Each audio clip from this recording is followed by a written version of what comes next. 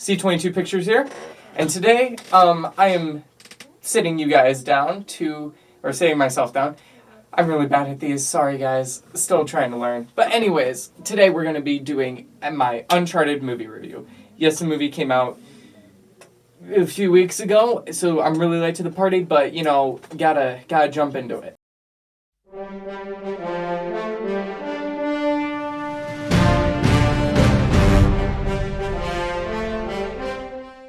Alright, what did I think of Uncharted? Well, I went in thinking I just needed to be fun, right? That's all I needed from this movie. Fun, and as long as it was fun, I'd be happy.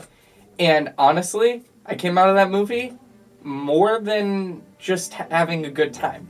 So, yes, I really liked the movie. It was a really good time, honestly. I had a lot of fun watching it, kept my enjoyment high, and I think what's funny is these video game adaptations, a lot of them are already cinematic. Last of Us, Uncharted, those are so cinematic games. Don't make an adaptation. And honestly, after I saw this movie and saw the post-credit scene, gotta say, I want a sequel. I really want a sequel. Sure, the story was super convenient. Sure, you know, it could have been more stylized. It didn't have to look generic, but it was fun. It was entertaining, and it hit the points that I needed it to hit. So, what did I think about the performances? Nathan Drake, played by Tom Holland. Yeah, really good.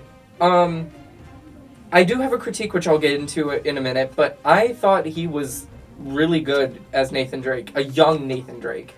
The opening bar scene, or the third scene, I guess, that's the bar scene, I think was perfect. It showed him being kind of an a-hole. And I think that's how Nathan Drake needs to be played, because I believe it's a core piece of his character. And so I really think that Nathan Drake needs... How do I phrase this? Okay. Tom Holland is, I think, a really good actor. I like his performance. I think he needed a little bit better writing, but it's not really a complaint, I guess. Like, I really enjoyed this movie and his performance as a young whippersnapper, Nathan Drake. I think if he wasn't so squeaky clean and they didn't try to make him like that, I think the movie would have been better. But I understand that you want us to grow attached to this protagonist and you don't want him just to be like an asshole, if that makes sense. So if they didn't make him such an asshole, I think, or if they made him a little more of an asshole and like, not a scoundrel, I guess, but you know what I mean, I think he would have been like perfect Nathan Drake. But still like it, hopefully, you know, they transition it and this was just like them trying to set up the character. Sully, played by Mark Wahlberg. I don't have much experience with the video games. Before I watched the movie, I only played like the first 20 minutes of the first game. Now I'm like 3 hours into that specific game. I don't really buy Mark Wahlberg as Sully. Like, I kind of do, and I kind of don't. I like Mark Wahlberg in this, actually, but I don't think he's Sully. I think he's a character who's just name only. But, again, I feel like there's tons of room for them to kind of grow these characters into those iconic characters. And I feel like what the games did, at least from my experience, was it really threw you into the middle of it, and then watched them from the middle of their character arcs to the end, and then you guys got flashbacks and stuff to flesh out like their origins and the first meeting and stuff. But I really feel that with these movies, they're trying to go like the traditional like beginning, middle, end. So I'm excited to see what they do. Sophia Ali Taylor, or Sophia Taylor Ali, I will put the correct one on this, as Chloe. I really liked her. It kind of annoyed me that it was like she just really wanted that treasure, she'd do anything to, backstab to get what she wants. That makes sense, but like, it didn't feel natural. It just felt so random that she goes from being with them and then backstabbing and then, okay, she'll be with Tom Holland and like help him, and then tries to backstab him again. It didn't really have like a satisfying arc. It just kind of felt like she kind of fell into a trope and that's all she did. So, I mean, that's fine. That's whatever. Then you have the villains, and this is going to be like a spoiler discussion since it's so far removed from the movie. I don't know what they were thinking, if that makes sense, because you introduce your main bad guy, right? And then you introduce the main bad guy's father. And then you introduce the main bad guy's, like, assassin mercenary. And then main bad guy has his father killed. So then he's main bad guy. And then you have assassin mercenary lady kill main bad guy. And then she becomes the main bad guy. If, like, you see what I'm saying? It doesn't, like, feel natural or really make a whole lot of sense. Like, it makes sense, I guess, but it didn't. I don't think the twist needed to happen, especially when the main bad guy, which I don't remember the character's name or the actor's name, I'll put it on the screen though. I don't understand. Like, he was so cool. Like, and I know he's a good actor, at least that's what I've heard. I haven't seen any other work he's been in. But I've heard this, so why, like, I don't understand some of the choices made. Action set pieces, phenomenal. The scene in the museum I thought was really, really fun. I loved that he had this parkour, like, escapist type fighting style. Like, it wasn't like he was a brawler. He wasn't doing these...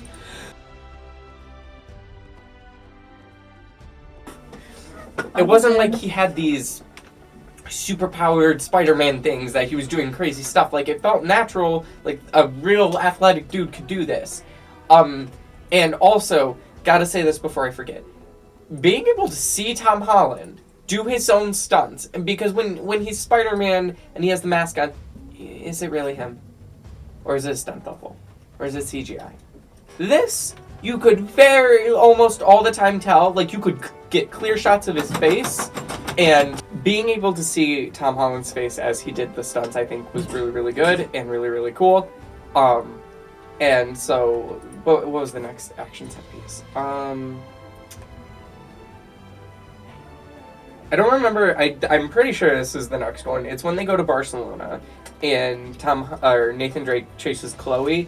I think it was fun. Not much to say. I mean, that's kind of how I describe this movie. It's just fun. And it's a good.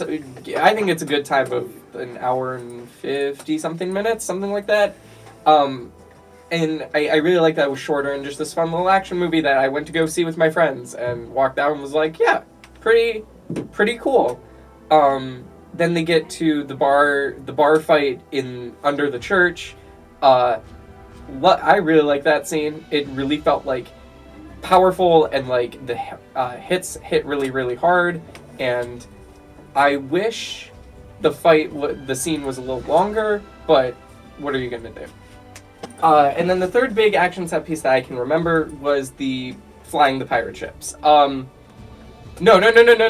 I lied. The cargo plane sequence. Ripped straight from Uncharted 3. I think that scene was pretty fun. I do have a complaint though. So when I first saw the movie, I missed the opening scene with that sequence. I walked into my theater because I was running late when the flashback happened.